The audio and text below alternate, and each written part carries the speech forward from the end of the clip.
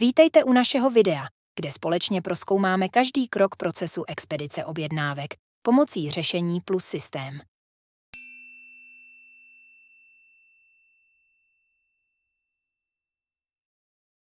Vše začíná přijetím nové objednávky. Jakmile zákazník potvrdí svůj nákup a objednávka se objeví v pohodě, začínáme pracovat. U objednávek nehraje roli, jakým způsobem se do pohody dostanou, jestli jsou nahrány přímo e-shopem, případně jiným kanálem, nebo jsou vytvořeny ručně.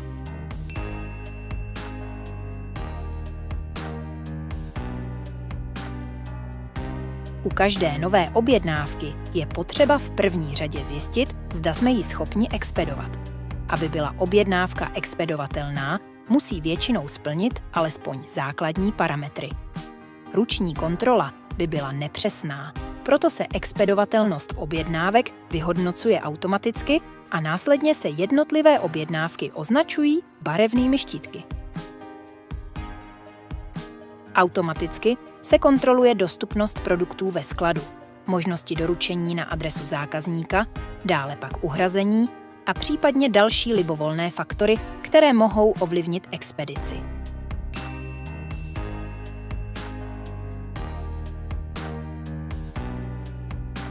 V momentě, kdy je objednávka expedovatelná a je označená štítkem, je potřeba dát do skladu vědět, že se na ní může začít pracovat. K tomu může sloužit displej přímo ve skladu, kde je zobrazený přehled všech expedovatelných objednávek rozdělených podle vašich preferencí a toho, jak konkrétně váš sklad funguje. Tento jednoduchý a přehledný systém umožňuje efektivně sledovat každou novou expedovatelnou objednávku a mít tak jistotu, že se na žádnou nezapomnělo. Protože nic nedokáže zákazníka naštvat víc, než když svoji objednávku dostane se zpožděním, nebo ji nedostane vůbec.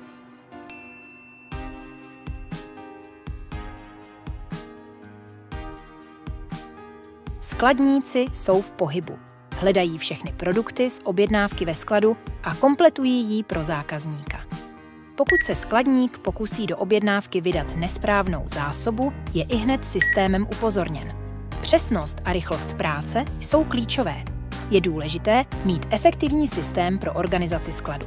Díky využití mobilního terminálu, který umí pracovat se skladovými pozicemi, je dohledání produktů a kompletace objednávky hračka.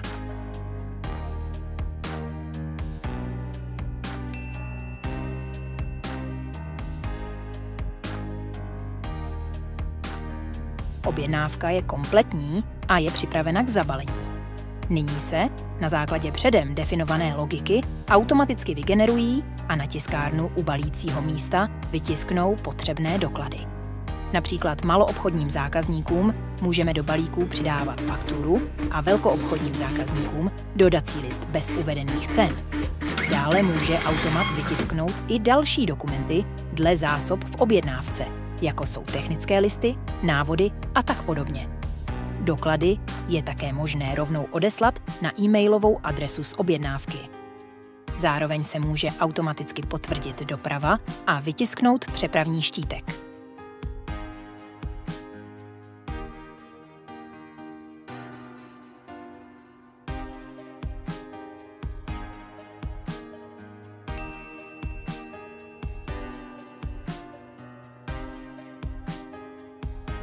Konečně, balíky jsou připraveny k expedici.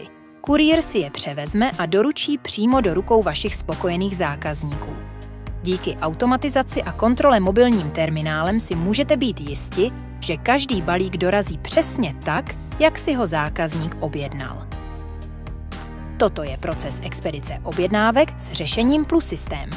Doufáme, že vám tento rychlý průvodce poskytl užitečné informace a inspiraci pro optimalizaci vašeho vlastního procesu expedice.